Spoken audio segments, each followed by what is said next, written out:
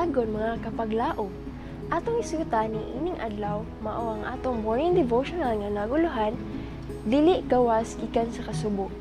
Ug ang atong teksto makita sa 2 Korinto 12:10 nga nag-ingon, busa tungod kang Kristo igakalipay ko ang mga kahuyang nga pagbugal-bugal, mga kalisdanan, mga paglutos ug mga kasakitan, kaysa diha nga magamahuyang ako, magamalig-on man hinuon ako. Ang Kristyanidad wala magsaad nga walay kasubo. Kinahanglan managsulod kita sa gingharian sa Dios pinaagi sa daghang mga kasakit. Buhat 14:22. Ang pagtuo gikinahanglan lig-on, masaligon nga pagtuo, nga nagtuo nga ang Dios dili magdala sa iyang mga anak ngadto sa pagsulay nga labaw kaysa ilang masarangan. Ang gahom sa maong pagtuo gisulti ni Pablo diha sa iyang sulat ngadto sa mga Hebreyanon. Sa paghisgot bahin ni adtong nagsagubang sa paglutos og kamatayon nga nagpabiling dili matarog sa pagsalig sa Dios, siya miingon nga tungod sa pagtuo gipangdaog nila ang mga gingharian, gipatuman nila ang pagkamatarong, ginapagdawat nila ang mga saad, gipanagtak-om nila ang mga baba sa mga leyon, gipalong nila ang mga bangis nga kalayo, nakaikyas sila sa sulab sa espada, gikan sa kahuyang nakabot nila ang kalig-on. Nangahimo sila nga makagagahom sa panggubatan, ilang gipatibulaag ang mga kasundaluhang langyaw, ang nangamatay nga mga anak gipabalik ngadto sa ilang mga inahan pinaagi sa pagkabanhaw. Ang uban gipanagsakit ngadto sa kamatayon nga nanagsalikway sa kagawasan. Aron sila mga banhaw ngadto sa labi pa kamaayong kinabuhi. Ang uban na nag-antos sa mga pagbiay-biay ug mga paghampak ug bisan pagani sa mga talikala ug sa mga pagbilanggo. Gipanagbato sila, gipanagpamuto sila pinaagi sa gabas, gipamatay sila pinaagi sa espada.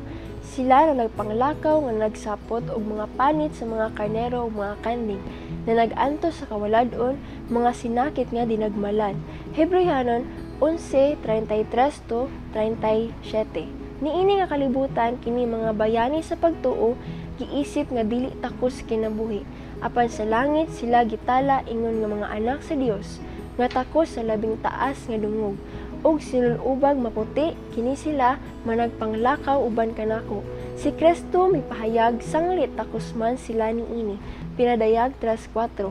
Sa mga sawang sa langit adunay naghulat kanila nga walay katapusang gibug-aton sa himaya. Busa sanglit ginalibutan man kita sa ingon kamagabang panganod sa mga saksi, iwakli ta ang tanang kabugat ug ang sala nga nagapilit paglikos kanato, ug dalaganon ta nga malahoy tayon ang lumba nga atong ginaapilan, nga mga tutok kang Hesus nga mao ang mag-uugmad ug maghihingpit sa atong pagtuo. Hebreyanon 12:1. Kay kining magaan ug lumalabay nga kasakit, nagaandam alang kanamo sa labihan gayud kadako ug walay katapusang gibug-aton sa himaya. Tungod kay kami nagasud-ong man dili sa mga butang nga makita kun dili sa mga butang nga dili makita. Kay ang mga butang nga makita lumalabay lamang, apan ang mga butang nga dili makita walay katapusan.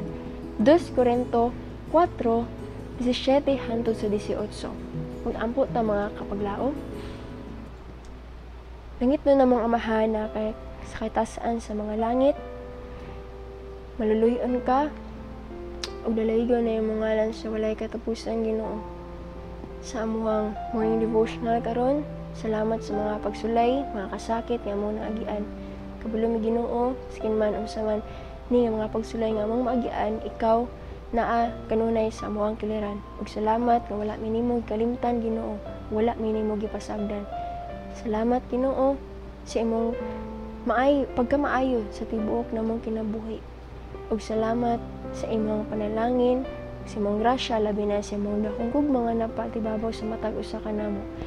Ginoo, sa among pagabuhato ning ining adlaw, ikaw giya ka namo kabon sa mong tagsa-tagsa kabalaang manunda, nga magauban ka namo sa kanunay.